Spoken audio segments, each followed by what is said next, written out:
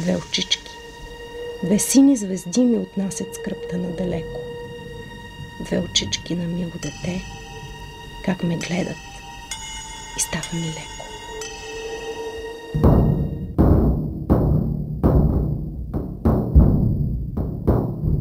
Присъда номер 537, град Ямбол, 2 декември 1961 година. В името на народа. Съдебен състав с председател Димитър Раданов,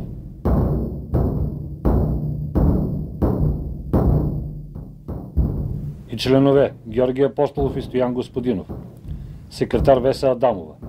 Осъжда по член 70 алинея 1 от Наказателния кодекс Димитър Пенчев от село Чарда Ямболско и Жеко Стоянов от село Лилин Ямболско на смърт чрез разстрел.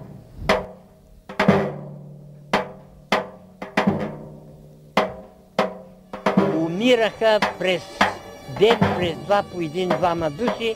Имаше два вола там, една кола и ги откарваха Магареца, един остров, и там ги фърлеха фърлят по 10 лопати пръст от това пясък отгоре, а в съседен двор, уж ограден с дъски, с свинарници, свинете си минават така за допълнителна храна от нашите българи. Българи, които са били по Добро поле, по всички краища на Балканския полуостров да защитават тая земя, този кръст и тая свобода.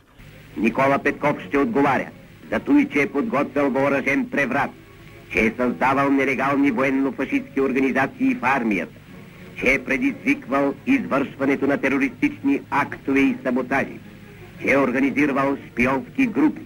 Прокурорите пълното справедливо наказание – смърт за Никола Петков. Ако изобщо говорим за режима в този остров Белене, трябва да ви кажа, че Данте би го описал като 10-ти кръг на ада. И ни заковаха веригите навън, на някаква тераса, с чукове, с удране по краката, без да се съобразяват, че това все пак е живо същество. Ние бяхме обречени, ние бяхме съдени на смърт и те са очаквали, че ние ще бъдем убити и няма значение дали ще ни чупат краката при това заковаване на веригите. Когато Гогов извиква на разпит, навика му най-обикновено е това да скочи върху този, който е дошъл на разпит, да го яхне, да го събори долу, да го язди и да почне да го бие, без много да го разпитва. Неистово се изсмива след този, когото ще разпитва. Ха, дай друг. Съжалявам за това, защото много вервах аз на социалистическата партия. Много вервах. Просто бех предан. Аз съм и сега като комунист предан. Отмъщението не носи утеха. С нищо няма да допринесе това. Напротив, аз имам чувството, че най-много парадират за кръвно отмъщение хора, които не са минали през този строй. Наблюдавал съм начин, по който те изпълняваха смъртните присъди на кили отсреща, когато ги отворят. Влизат, обикновено идват около 3 души, един надзирател и 2 екзекутори. Отварят рязко вратата, този, който е осъден на смърт, внезапно скача шоково и друг с едно желязо, дълго около 50 см от порядъка на 18-20 мм дебелина обло желязо. Он е като скочи, екзекутора отива с желязото, го праска по главата, он пада, губи съзнание, хващат го двамата, другите за краката и го влачат по коридора, докато го изкарат извън помещението на затвора. След това изкарат вънка. На стълбите още има случаи, когато ги убиват или пък ги водят отзад на стрелбището и там ги доразстрелват. Оттам на камионетка, никой не го знае вече къде го водят, не го дават на близките си и така.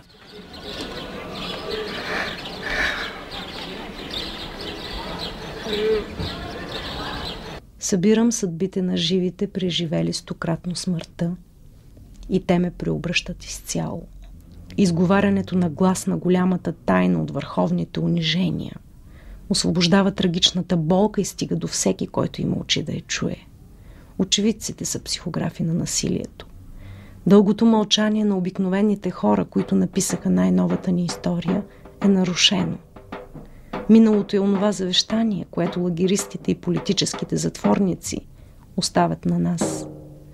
Завещание пълно щедрост и страдание, с което можем да посрещнем агресията.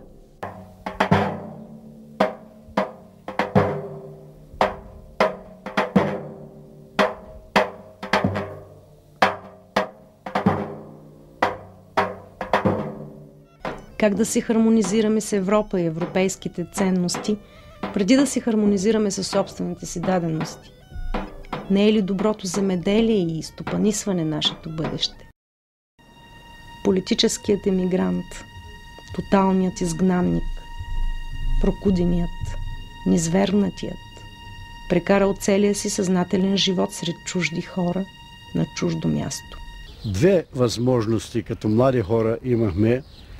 Един път беше да тръгнем някъде, където можем да забогатеем. Другия път обаче беше пътя на хъшове в униформа.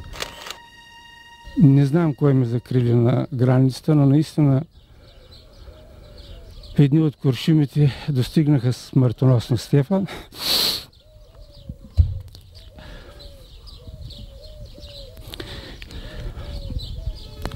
Другите Васко и аз не засегнат. Следва 9-годишна присъда за нелегално преминаване на границата. През 1983-4 започва кампанията за насилствена смяна на мюсюлманските имена, заподозряни в тероризъм по член 39 от Закона за народната милиция.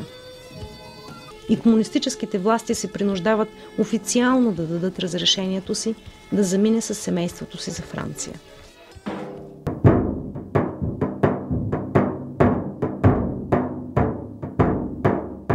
Престъпленията срещу човечеството нямат давност.